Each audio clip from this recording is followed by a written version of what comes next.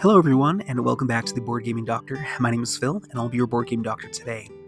So, this is the video about my favorite and best games of 2024 thus far.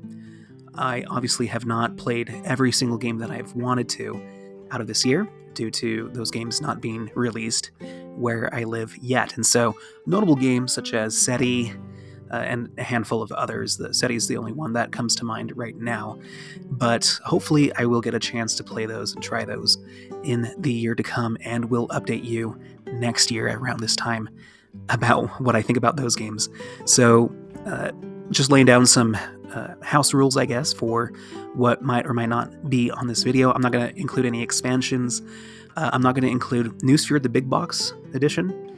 That will receive its own separate video. If you're new to this channel, I enjoy my Rosenbergs very much, and so Newsford will be very high up, obviously would be very high up on my list, but that it will receive its a separate video. So, and then before I get started here, thank you everyone for your support. This channel has been out for about a year, the podcast about 1 to 2 years longer than that, and so I appreciate everyone subscribing and commenting, interacting with me. It's been a lot of fun. I won't ask for any subscriptions, but I appreciate any support, and thank you for joining me along in this journey. Almost 400 of you have subscribed, and that's awesome, so thank you. So I ranked all the games that I played in 2024 from this year, and I got to about 48 of those games.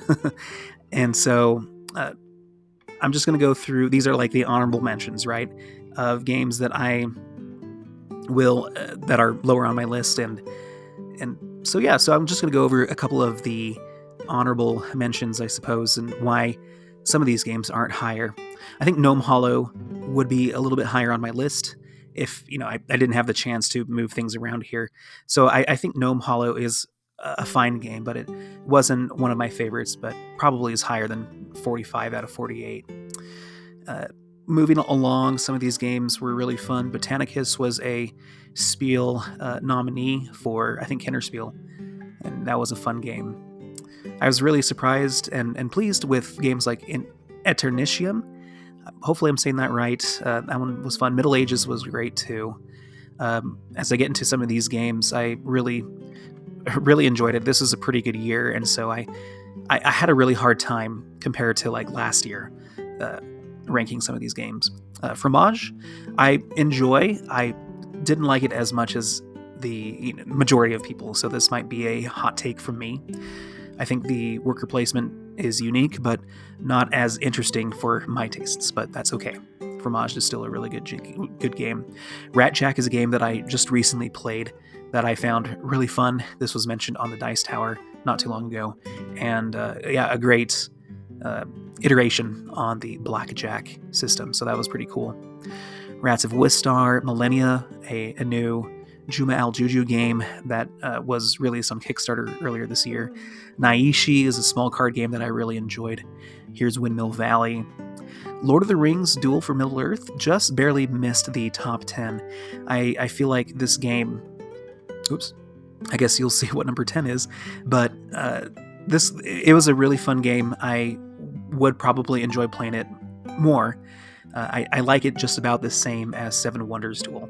I think it's different enough. I like the theme more, but it's not something that I would come back to over and over again. But I have been playing a lot more Seven Wonders Duel lately, so we'll see if this changes. And then Harvest comes in at my official number 11. Very fun farming game, lightweight. I think I would rather play Agricola, but if I couldn't, Harvest is a great plan B for me. So let's transition into the top 10. So as you might have saw, my number 10 is Castle Combo. This was a surprise to me how much I enjoyed this game, but I think it's a game that receives and has received a lot of good praise. I really enjoyed, and first of all, don't mind my rating. I'm going to be re-rating everything.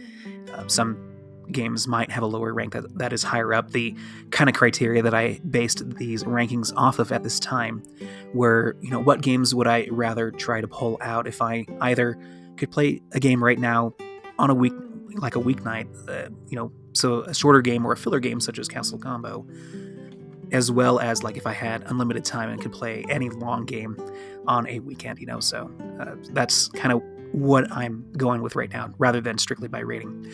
But anyway, Castle Combo is a really quick and short tableau building game where you are drafting cards, purchasing them from a market, and laying them down in front of you. They each have a specific scoring condition and cost, of course, as well as icons that you try to match up based off of other cards, etc.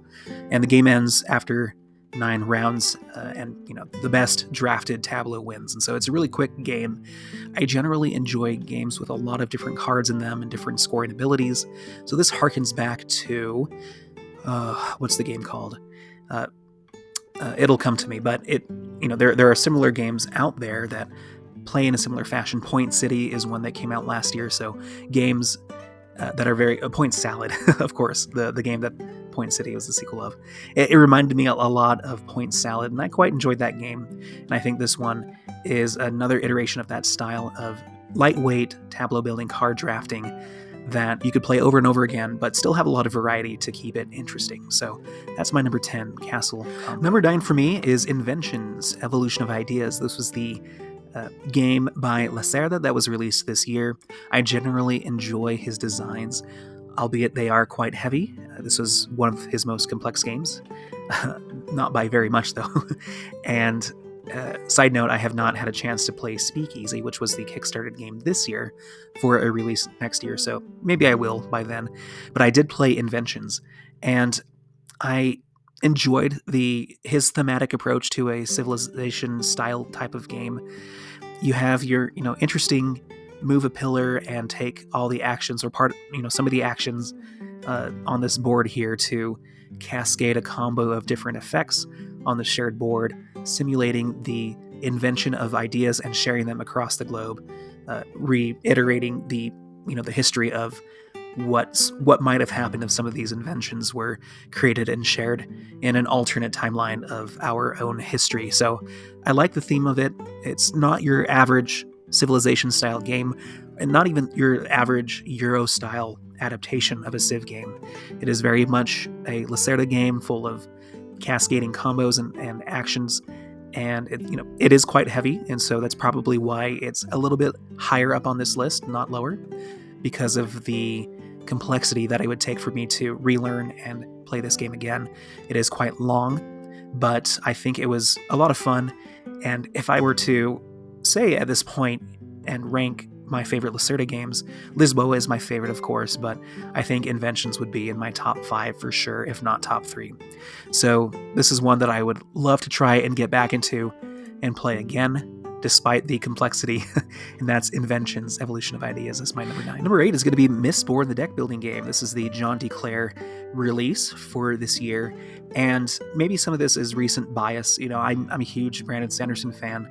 I grew up pretty close to where Brandon Sanderson lives, actually, and had grown up kind of, or at least in my early adult life, reading his books. And so Mistborn was among those first books that I read, and it really sparked my interest in novels once again. So fast forward to this year, going to the release event for Wind and Truth was just fantastic, and I saw this game in person. And so I saw this on the table. I had played this game already on Tabletop Simulator just to demo it. And it's a really good deck builder. It doesn't do... it's not on face value a lot different than your average good deck building game, such as Star Realms, etc. But there are some thematic, unique features of this game when it comes to mechanisms, as far as using these metal tokens to burn or flare them to power your cards, etc. You have a competitive but also co-op mode, which is pictured here, battling against the Lord Ruler, so it really puts you into what the first book of this series feels like. I understand that they didn't want to spoil too much. There is material from the later books in the first trilogy, in some of the card art and things like that, but I believe there would be a lot of room for expansion for this game, and in the eras beyond, beyond just what Mistborn entails in the first book. And so I think, yes, mechanically it's a very solid game. Thematically, it felt like they did draw on a lot of the mechanisms that make it feel unique to Mistborn as well as to deck building in general.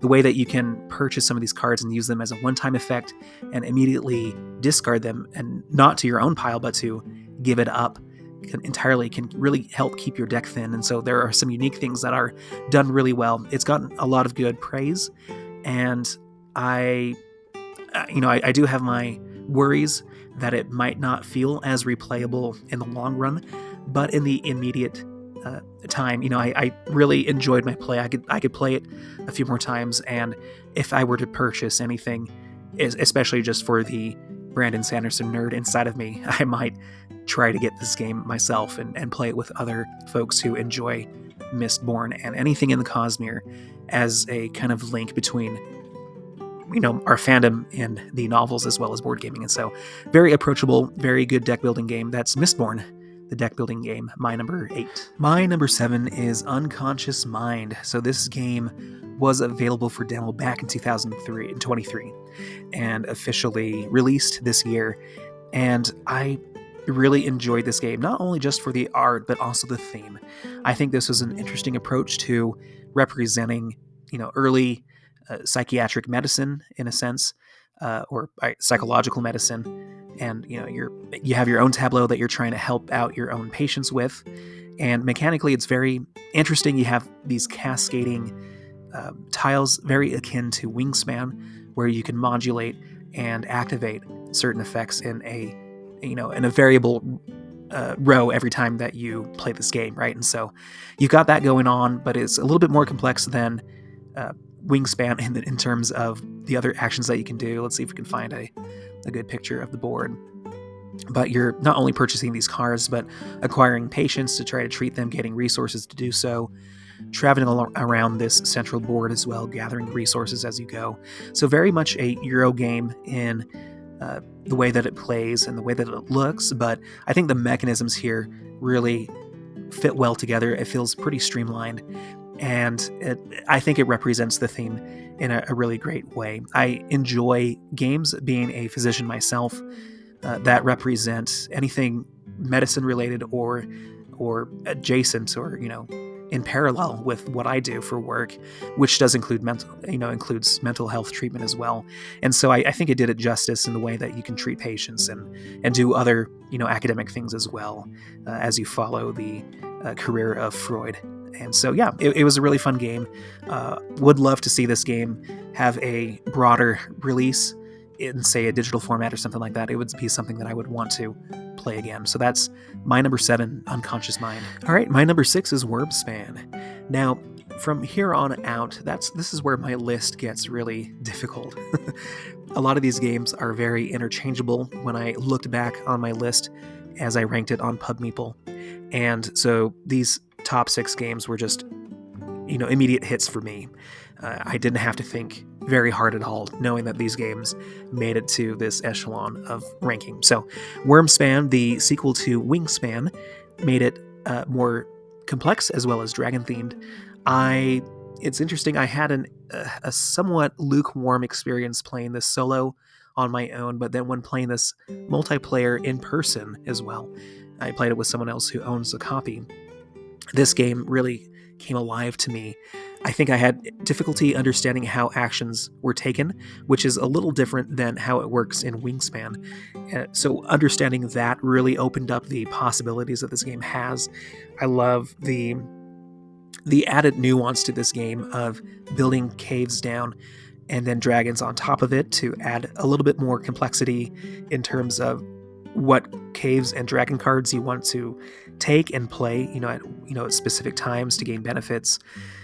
Everything else, worked really well. I really enjoyed how all these cards, chained on top of each other like they do in Wingspan. So mechanically, this game came together really well. I still hold that I think I would rather play Wingspan at this time versus Wyrmspan, but not by very much, only because of my sentimental history with Wingspan, I think. If it wasn't for that, then I probably would gravitate more towards Wyrmspan. It's at a complexity that is more at home for me, and I really really enjoyed this game. It's probably only going to get better the more I play it, and would love to continue exploring this game. There's a lot to explore here with all the cards and whatnot, and look forward to hopefully some expansions. I don't think there are any expansions yet for this game or that are announced, but in anywho, I would love to see more content for this. So that's my number 6, Wormspan. My number 5 is Harmonies. I really enjoyed this game a lot. Harmonies is it is a lightweight game, but it's a very streamlined and fun and interesting game to me that is very akin to Cascadia.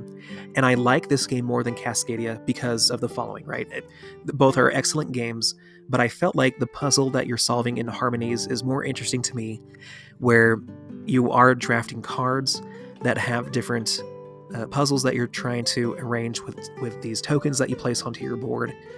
And not only are you trying to modulate your tiles to fit in your closed off tableau to fit this, but you're also in the end game getting points for like the longest river that you form, the longest mountain range, etc. Right? And so they're, like in Cascadia, 2 different ways to score in this game. You try to either balance both of those scoring types or try to go in heavy on one way or the other.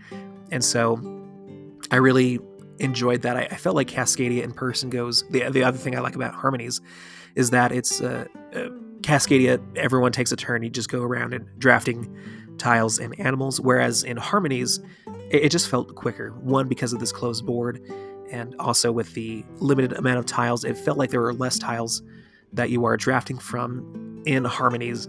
It just made it feel quicker for me, which I appreciate in this, in this realm of complexity. It's a lighter weight game that I can play in a reasonable amount of time.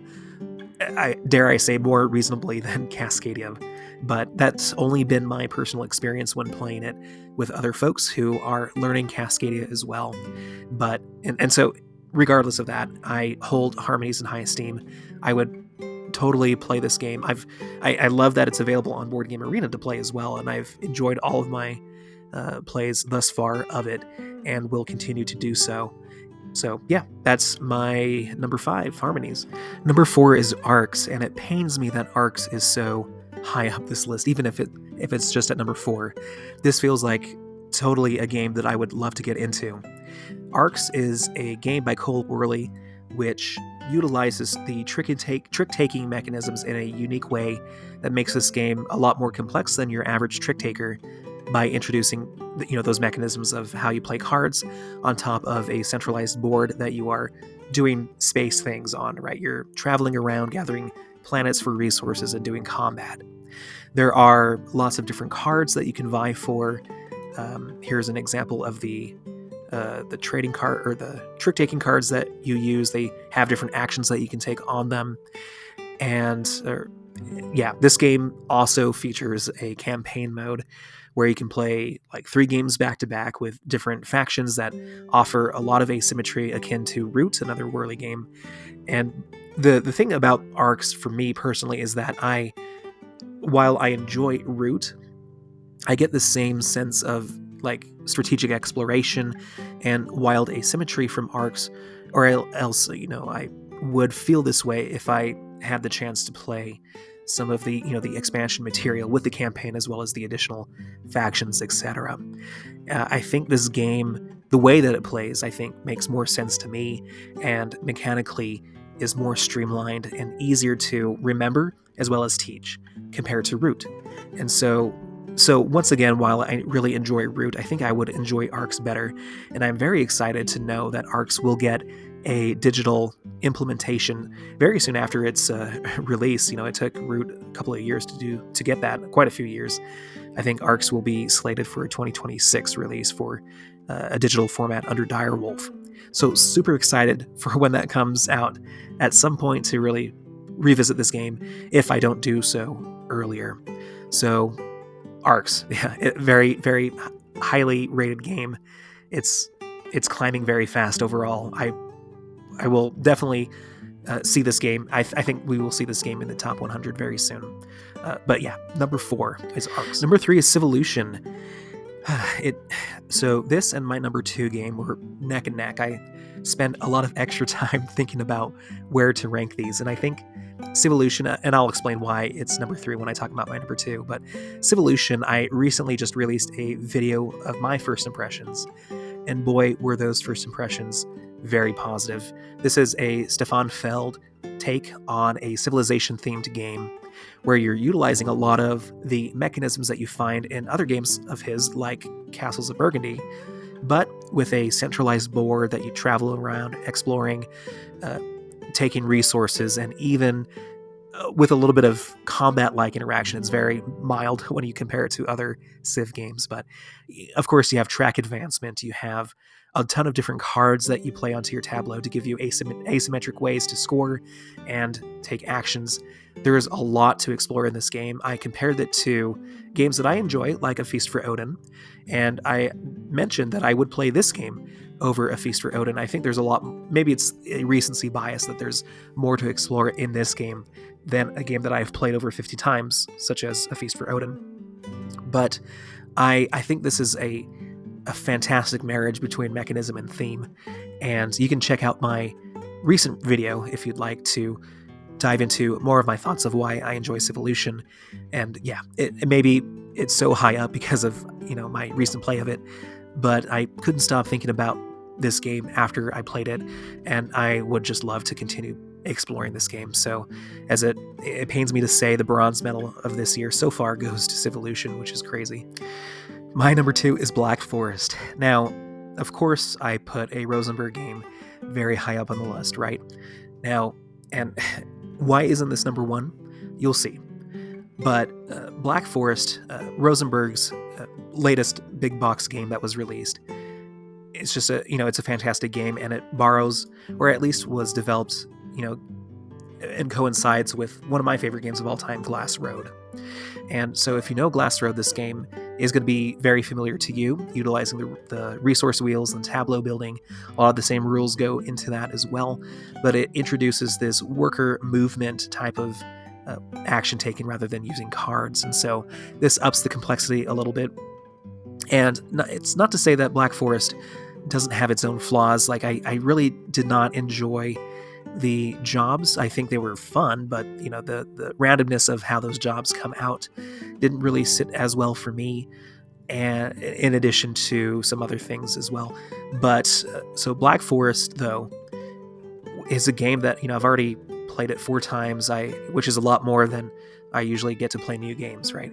I own a copy of this game, and I'm glad that I own it, and I will keep it.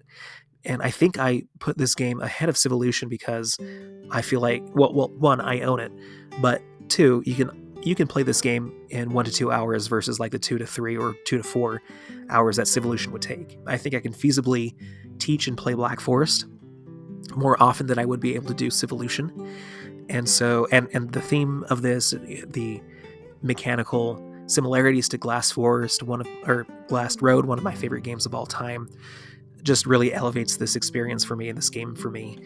Oh, the other thing that I, was a little disappointed about was just how static some of these buildings are, very akin to, Fields of Arle, for example. But despite those minor flaws, I just really enjoy this game and will continue to enjoy it for many plays to come. But that difference between Civolution is very small. Like, those 2 games could easily be number 2 or number 3. We'll see what happens by this time next year, where these games sit. I'm not afraid to bump out my Rosenberg games. But let's see what number 1 is. Psych! I put Newsfjord Big Box as my number 1. Now, so sorry to lead you on, but in the middle of making this video, I realized that I put a 2025 game on my list, thinking it was... I played it this year. It's a Kickstarter game for next year. So I had to, call it audible, and so I ended up just putting Newsfjord in the video, so sorry about that. But I really do enjoy Newsfjord so much. I like this game. I genuinely like this game more than Black Forest, and so for me, this really feels like my number 1 choice this year. Newsfjord, it came out 2017 or 2018, and I used to own the base game and one of the expansions, I think the PlayStack. But so I couldn't pass on the opportunity to purchase this game with some of the expansions that I had not been able to get because I hadn't been playing these types of games back when this game was released originally. So I really love the opportunity to own all of the different expansions plus the new stuff. As you might have saw, I've played this game once with the Bisconda deck, and that was a lot of fun. Right? It's the maybe I'm getting this wrong, but it's the one with the guests, designed by Tony Boydell. And I love something that I just took away from that play is just I love how quick this game is, how tight this game is as well. You only have 21 actions to seemingly do the impossible, which Rosenberg games often make you feel like you're accomplishing a lot more than what meets the eye. And I love the ability to really build out your tableau in different ways to pick out the efficient buildings and combos that you initially see on the board. And the expansions that are new and specific to this big box are just so far fantastic in my eyes. They thematically make sense. They add a lot of different variety and different pieces to the board and game. The guests themselves add flexibility as sort of a wild resource that you can use in various ways. And so I played this game again. It reignited my love for it. I will save more of my thoughts as I try to comprehensively break down the expansions and experience in this game. But, mistakes aside, I was going to leave this off, but now that I'm, put up to it, yes, Newsfjord is my favorite game from 2024, as you can see here. This is the best game that I played this year, and probably will continue to be one of those best games. I probably will leave this out next year, but this is my channel. I make the rules as I go, and that is fine with me.